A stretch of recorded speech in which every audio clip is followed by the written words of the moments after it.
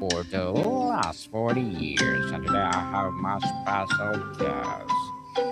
He is a songwriter and, of course, an author and the author of the book Tracks in the Sense of Time, none other than Mr. Manny Freiser. Hi, Daniel. Welcome, welcome, Mr. Manny, on Book 101 Review. And can you please introduce more about yourself that I miss? Well, thanks for inviting me. I'm glad to be here. I started out as a songwriter and wannabe rock and roll star. I was a singer and lead singer of a rock and roll band in the 60s in Tucson, Arizona called the Grodes. And Mm, that band provided my start. We uh, we battled through the band wars of Tucson, Arizona, for about 3 years, from 1965 to 68. Turns out now that Tucson is considered to have had a pretty vital band scene back in the mid 60s. Thanks in part to a guy by the name of Lee Joseph, who was a kid back then, younger than me, who loved our music and some of the other bands, and has been responsible for a lot of the reissues that come out of Arizona. But it's considered to be a fairly decent scene now. mhm. And And thank we you so were, much. Yes. yeah.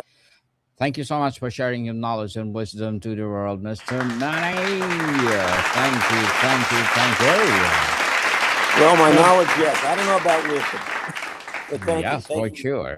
For sure, through your book. Tracks in the sense of time is a powerful metaphor. Does it speak more to impermanence of our journey, or the evidence of our passage, or the direction we choose to walk? Well, it started out as a pretty literal reference in a couple of ways. First of Mm, all, I lived in the sand out in Tucson, Arizona, in the desert. And the book cover, if you could see, shows two roads meeting with a sign to LA and a sign to Tucson. Um, and we our band grew up in Tucson and looked toward the coast as the place to be if we wanted to go further with our music. I wanted to, and the band didn't, and we broke up in 1968. And the other lead singer, Patty, and I fell in love and came to the coast to pursue all of our dreams. But yes, it's a very shifting, difficult business, and it is like tracks in the sand, which are covered up pretty quickly. Uh, but you know, be that as it may, we were not afraid to make that choice and to go for it, so to speak. mhm. So, Mr. Manny, sand is shifting and temporary. What is your book suggest that this very impermanence is that gives our choices, our love, our struggles, the profound meaning and urgency? Well, when you start out wanting to be in the record business, there are no Yes. guarantees. When you go to get a degree, of course, there's no guarantees in life in general. But if you go to school and study accounting, you're pretty sure you're going to have an accounting career when you get out. Same with being a doctor or a lawyer. Yes. But when you make a choice to be in the record business, you're flying out into thin air. You don't know that anything's going to be there for you. Hmm. And in fact, other than playing in clubs and stuff like that, records are not successful for most people. Very, very few people make it to the top as recording artists. And we had a couple of close calls, a couple of good chances. We had one record that went to number 100 in the country in 1973. It was the lowest Billboard chart record of the year, number 573rd. But that's because it stayed at number 100 in the country for 3 weeks in a row. And Congratulations. thank you. When it hit number 100, I called the record company and I said, "Do we get the Cadillac now?" And there was quiet on the other end of the line. And finally, the voice said, "Why don't you call back when it's number 30?" So, Well, but let's see number that. Yeah, number 100 was pretty exciting for us. Definitely. The book seems to look both forward and back. How much our Yes. own journey is spent consciously walking our path versus unconsciously walking into the tracks of those who come before us, our ancestor, our culture, our family. Well, when I was younger, I didn't think much about forward or back. I loved the music, which of course was just my form of chasing girls. That's hmm where a lot of rock and roll music came from. A bunch of crazy guys running after girls, and that's that's how the rock and roll started for me, and that's how the songwriting started for me. I had a girlfriend, and I she was far away from me for a while, and I wanted to write my own statement of what I felt. As a little kid, I had dedicated songs on the radio, that kind of thing. But I wanted to say it myself. So I sat down and wrote a few songs and recorded them at the only recording studio in Tucson, Arizona. And I sent her the songs, and it was, a couple of months of work. I sent it to her, and I said, "What do you think? What do you think?" And she said, "Really nice." And that was the end of it. Um, but I was hooked. I was hooked. Um, Now I spend a lot of time looking back. This book, this book actually gave me a chance to revisit my past and see Manny from a different angle. And it was really difficult and moving and emotional to go back there and see him struggling, to see him telling his family in his second year of law school to go home and tell his family, "Guess what, gang? I'm quitting to go become a rock star in LA because now I have a daughter." And I can imagine what my parents felt when I did that. I had no sympathy for them then, and they're gone now, but I sure have sympathy for them. I can imagine what they went through. So, Mr. Mane, is the book Gaze on Time more focused on the personal past or the fleeting present or legacy fortune? Is it about holding all three in intentions? Well, it's all three. I love what I do, so I'm enjoying my present. And you better enjoy the process if you want to be in music, because again, very few people make it to the top, but it's something that you have to love so much that your success is getting to do it. But I look back at the past, I enjoy the present, and I would love it if someday my music is found and known. That's the nice thing about writing a song. And I've written about 600 of them. A few are even good. Um, uh, the nice thing about writing a song is that it can't be unwritten. Um, Mm-hmm. it will be found someday by some people, and they will enjoy it. For example, my mind is blown when I see groups from other countries recording my songs. Um, there are several recordings of "Let's Talk About Girls," the garage classic um, that I wrote. It's called a garage classic, which I love. There's several recordings from around the world, and I just love that. I don't want to be rich, but I want to be I want to be known and accepted and loved, like everybody. Mm-hmm. And To be famous. uh, famous, famous, known and accepted as a person more than being famous. It's odd to say that because, yeah, I guess you have to be famous to be known and accepted by a lot of people. But I don't Mm-hmm. know if they really know you. It's funny. The most important people in my life and in everybody's life are the people right around them. My wife and my daughter, and they love the music and they love the book, and that's the most important thing. But yes, I guess I seek to be famous. I guess so. I guess I have to admit it. Daniel, you made me admit it. So, Mr. Manny, we often think of legacy as a grand achievements or name buildings. What are the quieter, more intimate, yet more enduring forms of legacy your book highlights the kind acts in the relationships and character? And Mr. Manny, I want to be famous too. So, For sure. Yeah. Don't we all? And not everybody does. I have to admit, but you know, Yes. in my in my heart of hearts, what I really want, here's the dream. The dream is that some guy in a faraway place, let's just pick someplace in South Africa, I don't know, Mm-hmm. or someplace Okay. in China, Mm-hmm. turns on the radio Okay. and hears my song like I did when I was young and heard the first songs, or the first, rock and roll songs. My heart was just taken by them, and it was like goosebumps, Mm-hmm. and that's what I want. I want that guy in South Africa or China or Pakistan to hear this and go, "Oh my gosh, did you hear that? That is amazing, amazing." That's what I really want. Amazing. Yes, we love I, that. I So how want does I the want somebody to love the music, yeah, to be moved by it. Let's say that I want somebody to be Mhm. moved by the music, yeah, and in a inspired? faraway place, Mm-hmm. not somebody that I paid to advertise to, but just somebody. And that Someone happened else. recently. It happened recently with my book. Yes.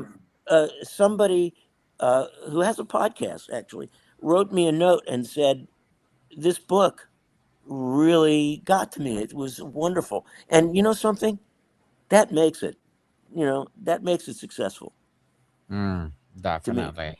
Yeah. Definitely, Mr. Manny. So, memory is the keeper of tracks. How does the book portray memory as we wait that anchors us to the past? A gift of nourishes the present or the tool for shaping the future. Well, I think the this book looks into my past Mm-hmm. in a way, as I said, in a way that I can actually go back, relive it, and yet see it from a more objective angle. But back then, I was not at all I was not at all taken with the past. I was so busy in the moment all the time.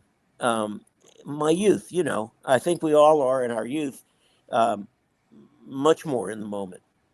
It's only later in life that we start thinking about what happened and what's going to happen. You know, I don't think we'd make a lot of the choices we make if we thought ahead and said look could see what was going to happen. You know, but that's the beauty of it. That's the beauty of life. And it's the beauty of music. And music is one of those very strange things that it's almost hard to quantify. Somebody was saying that music is around us in the air. And it's something that's part of spirit or part of energy. Yes, and yes, it's a magical thing, and I'm blessed to be able to do it. They talk about many of my better songs feel like they were given to me from somewhere else, which is an Mm-hmm. amazing feeling. Unfortunately, I can't get whoever's giving me the music from somewhere else. I can't get them to give me the whole song.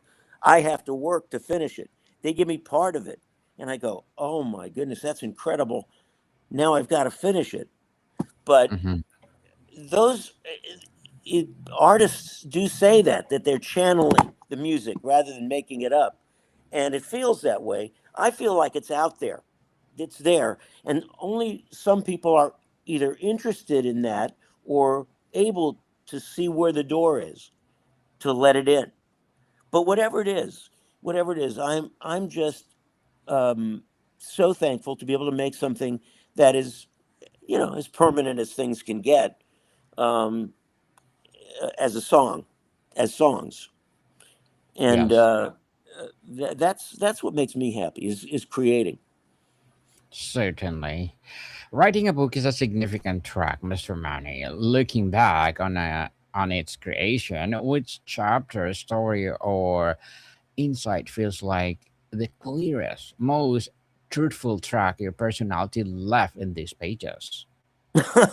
Oh, you would ask that, Daniel. That's a really great question because it showed me what a little horn dog I was. I Certainly. I was trouble from the beginning. I was. There's one little episode in there where I had a little girlfriend I played with all the time, every day, and I was 5 or 6, and she, I'm not sure if I can tell this story, but she Mhm. had a little hole in her T-shirt, Okay. and I was just standing there one day, twisting my finger in the hole in her T-shirt, and her mother yelled, "Get that pervert away from her!" So, and that's how Okay. it started, Daniel, and the rest is downhill from there. What can I tell you? So, Mr. Manny, what's the most difficult question about legacy, time, and memory that you wrestled with while writing that perhaps still does not have the neat answer? Well, what's interesting is there is a. This is Tracks Volume One. Yes. There is Tracks Volume Two, which I'm now editing. Wow. Tracks, Looking forward. yeah, Tracks Volume. Thank you. Volume One is about the building of this dream, and Patty and I, the other lead singer, going off to the coast. We were married for about 15, 18 years after that. I can't remember. Uh, we're good friends to this day. Uh, it was filled with hope, and we left with hope, and the dream was alive. The second book is not as happy. It's a little darker because it shows what happens to the dream in reality once we got to LA. It starts with when we got to LA in 1969 and ends with the end of our marriage. So there you go. I gave away one of the points. But it was a worthwhile journey all the way, and I love it. So, Mr. Manny, when a reader finishes the final page, what is the primary feeling or question you hope lingers with them as they look up from the book and back of their own life?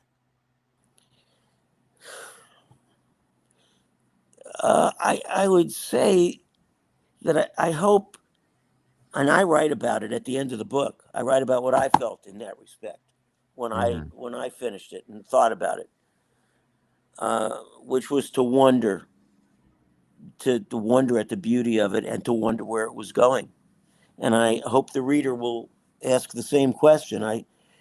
And I think they'll also compare it to their own lives and the similarities and differences between the life I had chosen and the life they lead. Um, I just finished reading, for example, well, but it's another music person. I just finished reading a book I really liked, by Mike Campbell, the guitar player for Tom Petty. And Hmm. he told the story of the Heartbreakers. And except for the little fact that they became successful, they were just like our band. They sat around Gainesville, Florida. We sat around Tucson trying to make it, playing in all the little clubs, doing all the stuff, the band stuff, playing bars where bikers threatened us, and fun stuff.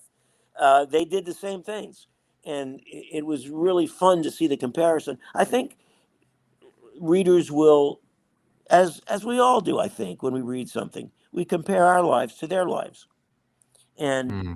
our dreams and our decisions. Hmm. Definitely. And before we wrap up our discussion for today, Mr. Manny, I'm inviting you to please do listen to my other podcast, people, because my abstract essay is already in sixth season, abstract poetry in third season, and my book 101 review in sixth season as well, comedy 101 in third season, and my food 101 Great. in sixth season as well. Yes. I'm Geography looking 101. forward to that. Definitely. Geography 101 Love Letters, Movie 101 Review, Music 101 Art fourth season, Science 101, Sex 101 third season, and Trivia 101, Law 101, Mental Health 101, Motivation I 101, think Entrepreneurship 101, and My Bible Verses 101 are my baby podcasts. Please I think listen I to should have them. read. I think I should have Mhm. read Sex 101 before I started this whole journey. Definitely, you are more experienced for that, Mr. Money. I'm inviting you to be part of it. If you want to be part on Sex 101. So please listen to them wherever you listen your podcast. So, Mr. Money, the metaphor suggests us the journey continues. Where are you walking now? What the new landscape or question has appeared on your horizons since leaving these tracks in the sand? Well, I'm still working on tracks part two, which will be done soon, sometime this year.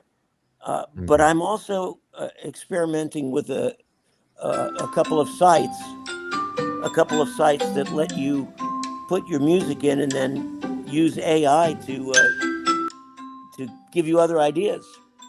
Mm-hmm. I'm fascinated by AI as it regards music. Definitely.